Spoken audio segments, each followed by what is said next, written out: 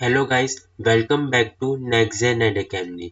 तो गाइस, आज के वीडियो में हम देखेंगे एक नई topic, profile managing. Profile managing का मतलब यूजर्स की डेटास को रेप्लिकेट कराना दूसरे पीसीस पे। अब इसका यूज क्या है मैं आपको बताता हूँ। फॉर एग्जाम्पल, मैंने विंडोज सर्वर की मशीन पे एक यूजर्स क्रिएट किया और उस यूजर्स को विंडोज 10 की मशीन पर लॉगिन की जो उसकी डोमेन मेंबर है, और मैंने वहाँ पे अपने कुछ इंपॉर्टेंट डॉक्यूमेंट्स क्रिएट करवाए, वहाँ पे वर्क किया है। अब इन केस दूसरे दिन अगर वो पीसी टेक्निकल इशू की वजह से चालू नहीं होता है या उसमें कुछ प्रॉब्लम आ जाती है, तो मेरे को इन प्लेस उस मशीन के दूसरी मशीन का यूज करना पड़ेगा, जिससे मेरा सारा डेटा रह जाएगा। लेकिन अगर हम लोग ने प्रोफाइल मैनेजिंग के कारण अगर उससे उसके डेटास को फैच करवाया होगा, तो जिससे हम कोई भी पीसी पे क्यों ना बैठ जाए, उस यूजर से हम जैसे ही लॉग इन करेंगे हमको सेम टू सेम इंटरफेस वैसे ही दिखेगा, और जितने भी डेटास में हम लोग ने वहाँ पे फोल्डर्स बनाए रहेंगे या फिर जो भी अपनी फाइल्स है वो भी रह जाएगी। ठीक है, तो चलिए देखते कैसे उसे सॉल्व करते हैं। तो अपने आ जाइए वर्चुअल मशीन पे। तो गाइज, ये है मेरी विंडोज सर्वर की मशीन और ये है मेरी विंडोज 10 की मशीन।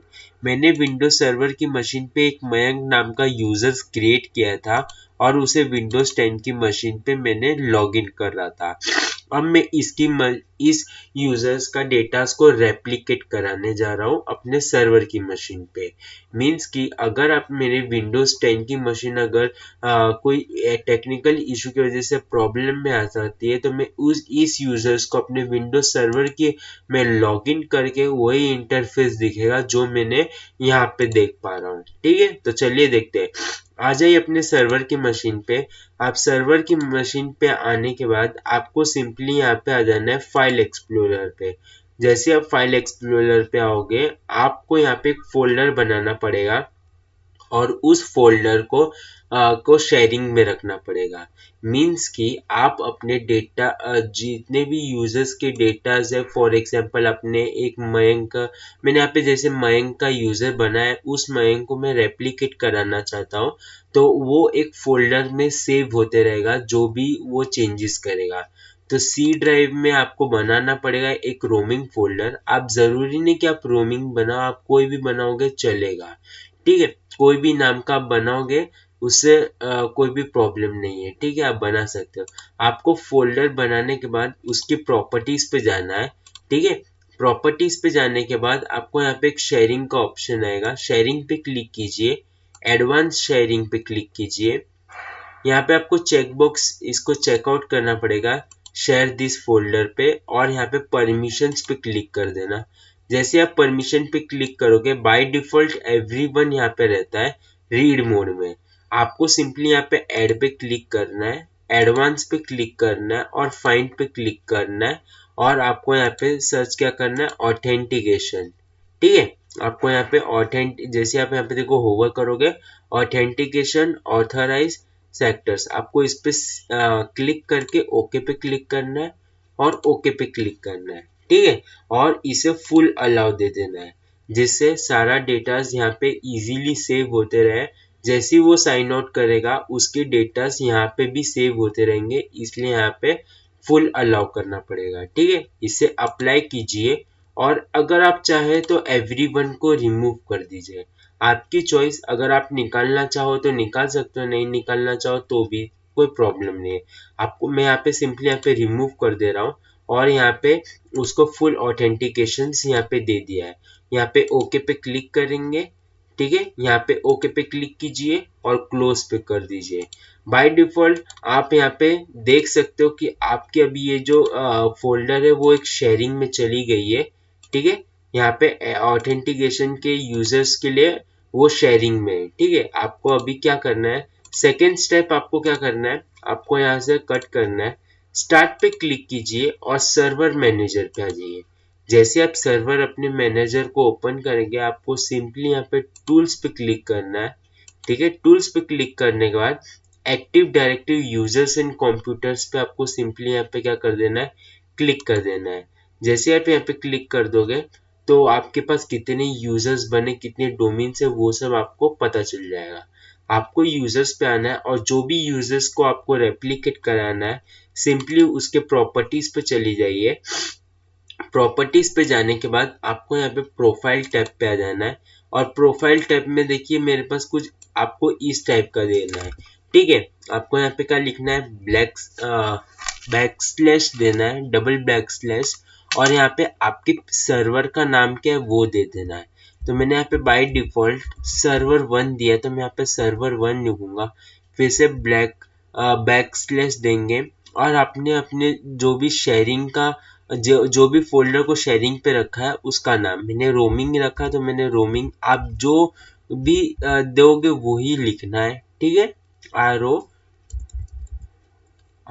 रोमिंग, ओके, मैंने यहाँ पे लिख दिया फोल्डर का नाम। अभी आपको यहाँ पे परसेंटेज यूजर नेम लेना है, ठीक है, जिससे वो बाय डिफॉल्ट ऑटोमेटिक उसको डिटेक्ट करके अप्लाई कर देगा। ठीक है, जैसे मैं अप्लाई पे क्लिक करूंगा देखिए मेरा मयंक आ गया। यहाँ पे जो मैं मयंक क्लिक कर रहा हूँ तो इसलिए यहाँ पे मयंक ऑटोमेटिक आ गया। आपको सिंपली यहाँ पे ओके पे क्लिक कर देना है। अब ये जो है वो यूजर इसको एक्सेस कर सकता है। ठीक है, आपको विंडोज अपनी 10 की मशीन पे आ जाना है और यहाँ पे उस मयंक नाम के यूजर से लॉगिन कीजिए।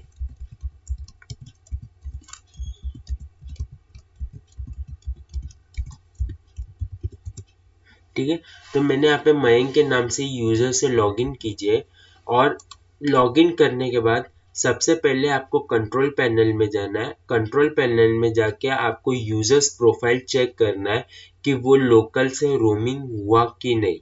ठीक है, सिंपली बात, जब भी आप इस पीसी का रेप्लिकेट करवाओगे तो वो वहाँ पे कंट्रोल पैनल यूजर्स कंट्रोलर्स में लोकल से क्या हो जाएगा, रोमिंग हो जाना चाहिए। ठीक है, तो आपको सिंपली यहाँ पे क्या क्लिक करना है, स्टार्ट बटन पे क्लिक कीजिए और यहाँ पे सर्च कीजिए कंट्रोल पैनल। ठीक है, देखिए कंट्रोल पैनल है, कंट्रोल पैनल पे क्लिक कीजिए और सर्च बार में, कंट्रोल पैनल के सर्च बार में आपको सिंपली यूजर्स प्रोफाइल सर्च करना है। ठीक है, यूजर्स प्रोफाइल, तो यहाँ पे देखिए यूजर्स कॉन्फ़िगर एडवांस, आपको ये यहाँ पे लिंक दिख रही है, आपको यहाँ पे सिंपली क्लिक करना है और यहाँ पे देखिए एसजी जो मयंक का यूजर्स है वो मेरा रोमिंग में आ चुका है। ठीक है, मीन्स कि मैं यहाँ पे कोई भी चेंजेस करूंगा वो मेरे विंडोज कोई भी, फिर मैं इस यूजर से अगर इस मशीन के सिवा कोई और भी मशीन से लॉगिन करूंगा तो जो भी मैंने चेंजेस किए रहेंगे वो सब पता चलेंगे। फॉर एग्जाम्पल मैं यहाँ पे एक फोल्डर बनाने जा रहा हूँ जिसका मैं रैंडमली यहाँ पे कुछ भी लॉन्गेस्ट टेक्स्ट लिख दे रहा हूँ जिससे आपको डिफरेंस पता चले। ठीक है, मैंने यहाँ पे एक फोल्डर बना दिया और उस फोल्डर के अंदर भी मैं बहुत सारे कुछ बना देता हूँ, जैसे कि सिंपली एक फाइल टाइप बना देता हूँ जिससे आपको मैं एक्सप्लेन कर सकूँ। ठीक है, तो मैंने यहाँ पे रैंडमली टाइपिंग की है और इस टाइपिंग को मैंने यहाँ पे सिर्फ सिंपली यहाँ पे यहीं पे रहने देता हूँ। आपको सिंपली यहाँ पे अब क्या करना है, साइन आउट करना है। जैसे आप साइन आउट करोगे आपके पीसी का जितने भी आपने जो भी वर्क किया होगा वो आप के दूसरे पीसीज पे जहाँ पे आप लॉगिन करोगे वहाँ पे रेप्लिकेट हो जाएंगे। ठीक है, तो अभी ये साइन आउट होने दो। जैसे आप साइन आउट हो जाओगे विंडोज सर्वर की मशीन पे आपने जो भी चेंजेस करेंगे वो सब पता चलेंगे। ठीक है, तो देखिए मैं यहाँ पे साइन आउट हो चुका हूँ। अब चलिए चेक करते हैं विंडोज सर्वर की मशीन पे।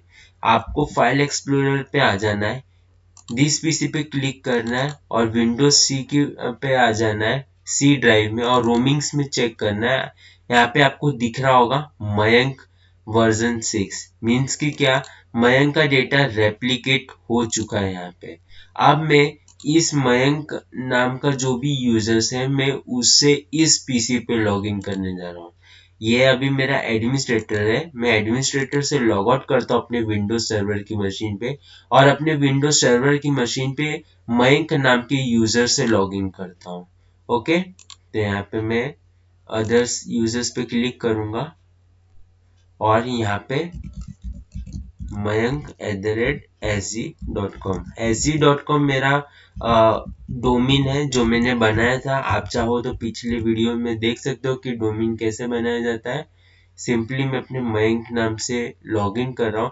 अब मैंने वहाँ पे जैसे फोल्डर्स बनाए थे जितने भी, यहाँ पे आप देख सकते हो मैंने रैंडम टाइपिंग करके कोई भी एक फोल्डर बनाई थी और उस फोल्डर के अंदर मैंने एक रैंडम नाम का एक फाइल बनाया था, वो भी यहाँ पे दिख रहा है।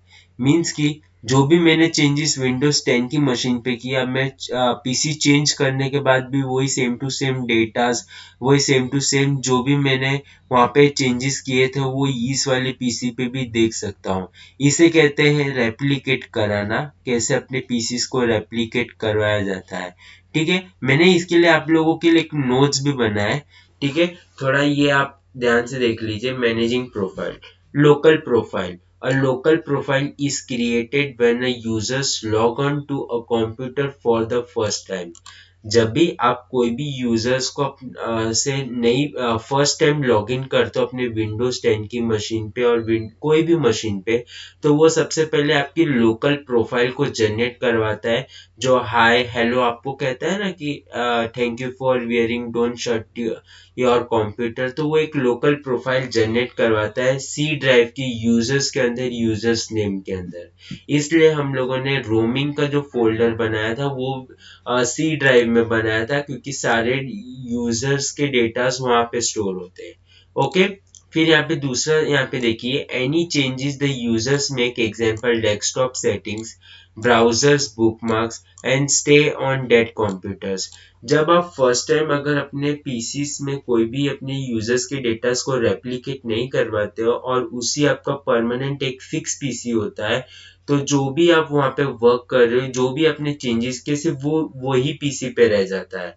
जिससे आप अगर इन केस अगर आपकी पीसी कभी खराब होती है, आप दूसरे पीसी पे स्विच करते हो, तो आपको वहाँ पे जो आपने विंडोज 10 की मशीन में बनाया था वैसा नहीं होगा, आपको स्टार्टिंग से सब कुछ करना पड़ेगा।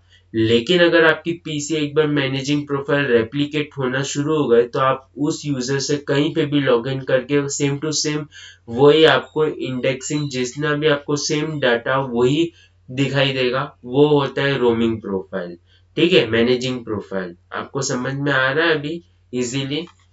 फिर यहाँ पे देखिए, if a users log in to a different computer, a new profile is created and the various settings within carry over. Means कि अगर आपने उस यूजर्स को दूसरे पीसी में नेक्स्ट टाइम लॉग इन किया, तो वो नई जनरेट करवाता है, ना कि आपके एग्जिस्टिंग के जितने भी प्रोफाइल्स है उसको ही आपको शो करवाता है। वो वहां पे नई दूसरी मशीन पे नई बन जाती है। ठीक है, लेकिन फॉर बेस्ट स्टैंड अलोन और अ पर्सनल कंप्यूटर्स, अगर वो आपकी पर्सनल कंप्यूटर्स है तो ओके।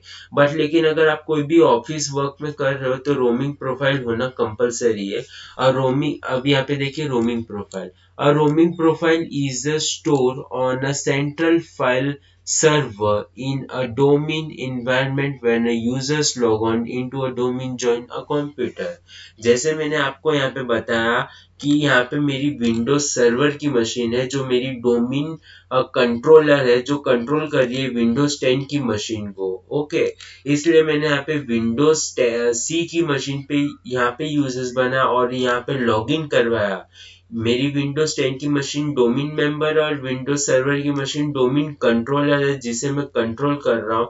तो वही कहना चाहता है कि जहाँ पे भी आप कंट्रोलिंग का यूनिट है, जहाँ पे भी आपका, जहाँ से आप कंट्रोल कर रहे हो, वहाँ पे आपकी डेटास को रेप्लिकेट हो रही है। मीन्स कि वहाँ पे डुप्लीकेट फाइल्स वहाँ पे स्टोर हो रही है, जिससे फॉर एग्जांपल आप बैकअप ले सकते हो या डेटास को प्रोफाइल मैनेजिंग डाउनलोड करवा सकते हो, ये सब चीजें। Okay, this allows user have to consist experience across a multiple device best for a corporate. इससे आपको बार बार दूसरे अपने फॉर एग्जाम्पल आपको बार बार अपने मशीन को चेंज नहीं करना पड़ेगा, आपके डिवाइस को चेंजेस नहीं करने पड़ेंगे। आप कोई भी चेंजेस पे, आपको कोई भी कहीं पे भी उस यूजर से आप जब भी लॉगिन करोगे तो आपको वो प्रॉपरली वही इंटरफेस दिखेगा जो आपको पहले इंटरफेस दिख रहा था। ओके, तो आपको अगर ये वीडियो अच्छी लगी हो और ये प्रैक्टिकल अगर आपको इजीली समझ में आया होगा, तो प्लीज लाइक एंड सब्सक्राइब कीजिए। और अगर आपको कोई भी डाउट्स हो तो आप मेरे को कमेंट बॉक्स में टाइप कीजिए, मैं आपको उसका जितने भी प्रॉब्लम्स आपके होंगे मैं आपको सॉल्व करके दूंगा। Thank you for watching.